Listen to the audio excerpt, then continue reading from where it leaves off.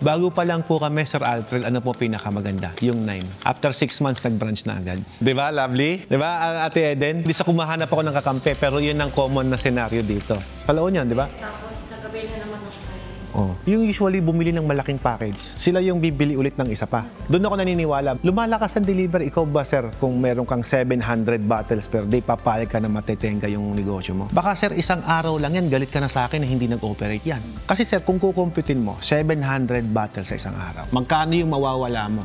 Kung 30 pesos ang tubig mo, multiply by 700, that is 21,000 pesos. Nagsara ka ng isang araw. Papayag ka? Pag umaabot na kayo ng 300 container, ang sinasabi ko agad, sir, ma'am, dapat may isa ka pang makina. Pag nasira yung makina ko, dapat may backup ka. Pero ma'am, sir, yung 300 container mo daily, multiply mo sa 30, that will be 9,000 pesos sa isang araw. I-multiply mo sa 26 days, sa isang buwan, that's 234,000.